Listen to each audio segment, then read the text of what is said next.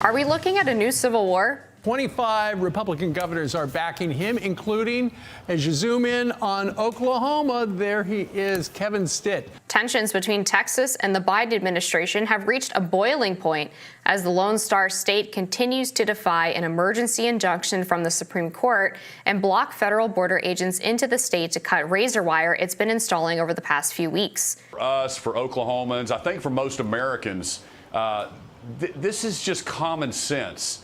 In Texas, there's 28 ports of entry, and it's already a federal law that it's illegal to enter anywhere but those points of entry. I mean, the last time I flew to Mexico, I had to land at an airport and show them my passport. And so the fact that the federal government, Biden, is cutting razor wire, it just makes no sense at all. And so, yes, we have the right to defend our country against invasion. And what else would you call it if you've got 6 million people coming through illegally? We have some updates on the crisis at the southern border. An immigration deal drafted by Senator Chuck Schumer and James Lankford seems dead on arrival in the House as congressional Republicans balked at what they saw as another mass amnesty bill. The Supreme Court has issued an emergency injunction allowing Border Patrol agents to cut wire Texas had installed along the border near a popular crossing at Eagle Pass.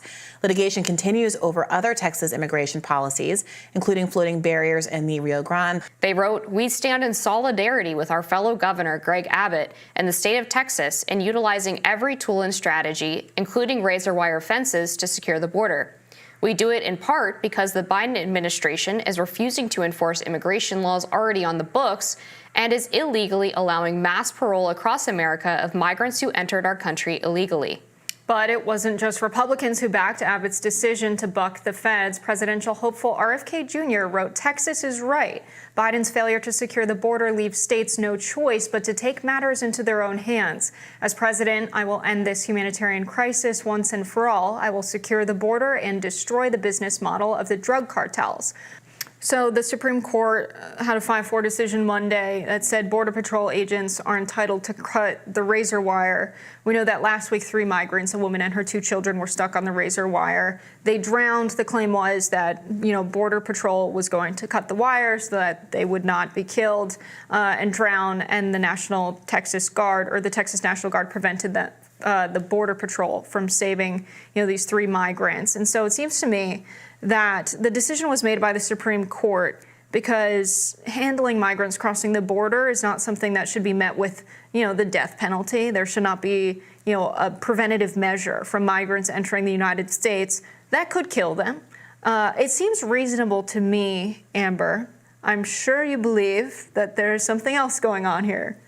Would you clue me in? You would be correct. Okay. So this case was basically just a stay of the ability of Border Patrol agents to cut the concertina wire pending further legal action. So basically there's a case that's coming before the 5th Circuit on February 7th that will actually hear the merits of the case as to whether or not Border Patrol trumps the state authority to control its own border. And Texas is arguing that under the Constitution, we have the right to prevent an invasion of our country. Greg Abbott has invoked the invasion clause, the emergency clause that gives him the authority to do this. So SCOTUS is not saying that Texas is wrong to put the wire up or that they can't put the wire up, but they're simply saying, pending this February 7th court case, we're going to allow the federal agents to come in and cut it if they so choose. Now, Texas, in response to that, is saying, you can come in and cut the wire, but we're basically not going to allow you access. So they're trying to find this loophole where they can skirt the Supreme Court's stay of the Fed's ability to cut the concertina wire pending this court case. Now, I would agree on technical terms that it shouldn't be a death sentence to cross the border illegally, but you could argue basically that any kind of physical barrier to people crossing the border illegally could potentially result in death. If you were to build a 10-foot wall and someone decides to try to climb that wall and they fall off and they hit their head and they die, I wouldn't say that the blame for that is on the person who constructed the wall, but on the person who decided that they should try to scale the wall. You take an inherent risk when you cross into another country illegally. And the whole reason of putting this razor wire on the Rio Grande is to disincentivize people from trying to cross the river, which is inherent inherently a dangerous thing. There have been numerous drownings in the Rio Grande by illegal migrants before there was ever any razor wire in there, not to mention the fact that these individuals who drowned recently were on the Mexican side of the river. So it's arguable whether the United States Border Patrol would have even had jurisdiction to go in there anyway. The Texas National Guard itself has saved dozens of people from either drowning or undergoing other medical emergencies upon trying to cross the border. But the whole point is to try to filter people who do want to come into the United States into the proper ports of entry, where they can then either make a claim to asylum or make some other legal claim as to why they should be allowed to enter the United States. And then they can go through the proper court process, as opposed to just pouring through these unmanned stretches of the border that don't have any security. Yeah, I think there's just a big difference between a fence and a razor wire barrier that, stabs people, gets attached to your clothes. That's a big reason why people drown trying to cross over the razor wire. Also, if this event did happen, this incident happened on the Mexican side of the border, there's a huge problem. Why is the razor wire on the Mexican side of the border? That's going to put the United States in a really tough position with their neighbor Mexico. Why are you putting razor wire in the Rio Grande River on our side? I think it's a very dangerous obstacle. It's not the same thing as falling off of a fence, something that is intentionally meant to cut anyone who comes into contact with it, or have it get caught on your clothes while you're swimming in a river trying to cross over. So I think it makes sense to have the Border Patrol be able to, cut this down, because this is going to increase tensions between the United States and Mexico. I think putting people's lives at risk unnecessarily just doesn't make sense. Is immigration into the United States the same thing as an invasion? What constitutes an invasion? I don't think people who are willing to risk their lives, that's why they're going through these dangerous conditions, because of what they are fleeing, is so much worse than the potential of encountering the Texas National Guard, of encountering razor wire, of risking their life crossing the desert or the Rio Grande, which is extremely dangerous. People drown quite often.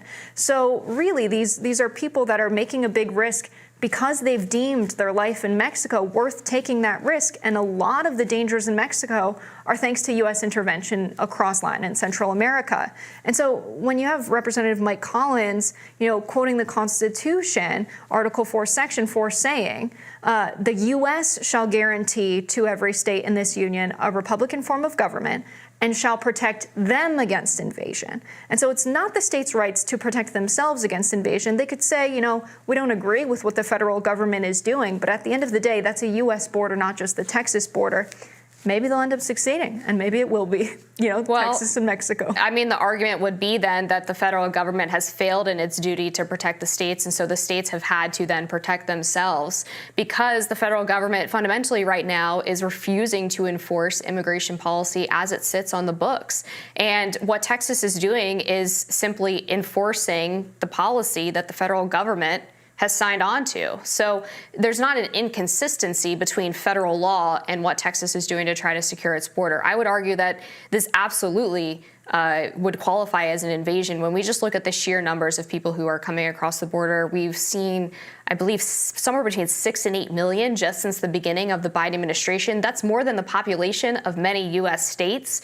We've seen record numbers on a monthly basis of over 300,000 illegal migrants, illegal encounters. That's actually the ones that we don't catch coming across the border on a monthly basis. The highest number under the Trump administration when he signed the emergency authorization was 100,000. Just over 100,000. We're now seeing triple that. And yet the Biden administration still refuses to even call this a crisis, refuses to use the available authority that they do have outside of congressional intervention, outside of additional funding to secure the border. And I would also argue that this would actually probably help tensions with Mexico, because Mexico doesn't want people from Guatemala and Honduras coming up through their country either to then get across the U.S. border, drown on their side of the Rio Grande River, potentially die on the journey in their country.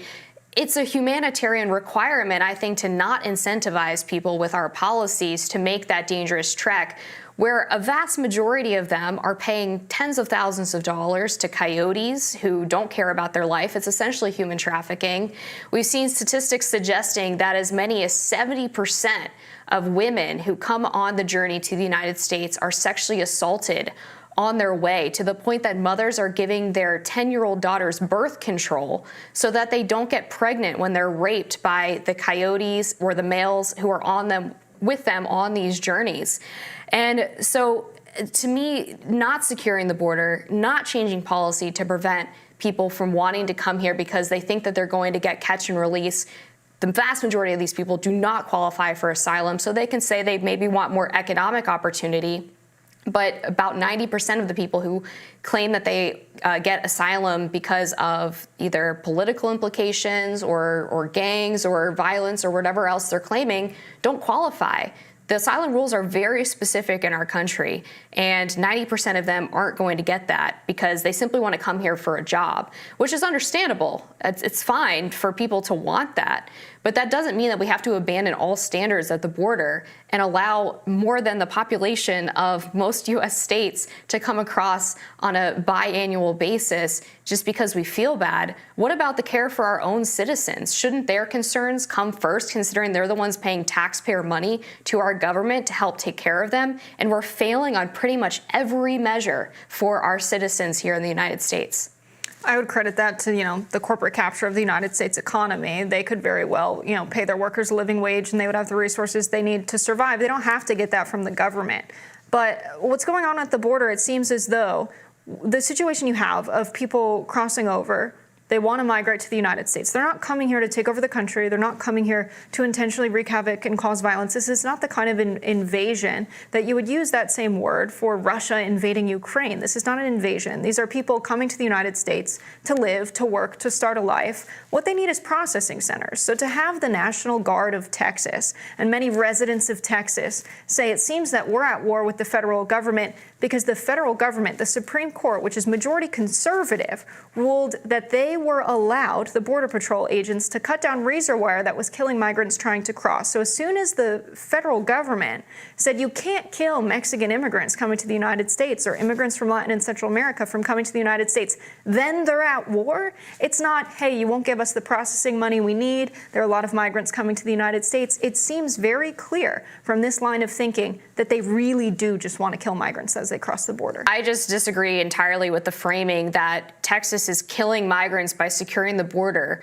when you don't seem to want any accountability for people who are crossing illegally when they know that there's barriers there. They're putting their own life at risk by choosing to make that decision. And I think it's up to us to disincentivize that so that they are routed to the processing centers and the ports of entry that do exist. Although processing would not solve the problem because we would still have people caught and released into the United States. You're still incentivizing the illegal behavior. You're still allowing millions of people to reside in the United States despite no legal basis to be here in the first place. I don't think this mother and two kids were criminals or felons or members of a drug cartel. I think the assumption that all of the migrants trying to cross are not qualifying for asylum is very dangerous. It's not an assumption, though. It's data.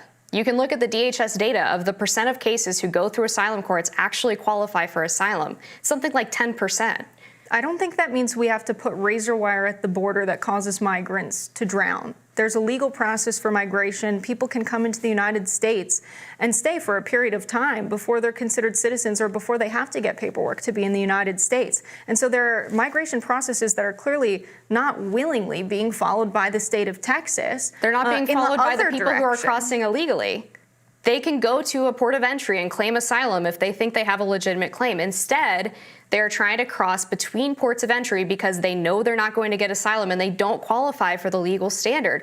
They're subverting the process, not Texas. I think the process for that, though, is to have more resources at the border that helps us process the migrants legally so that they're not waiting in detainment centers, so that they're not trying to cross illegally to avoid waiting in detainment centers to see if they qualify for asylum. I think the process there is absolutely not to kill them. There's a lot of other ways to go about this, and to say we must be at war with the federal government when they're not allowed to have people drown, when border agents want to cut that razor wire, when a woman and her two kids are drowning, and the Texas National Guard says no. Now we're at war with the federal government because they apparently want to cut the razor wire so that people don't drown. It just seems like a very backwards way of thinking.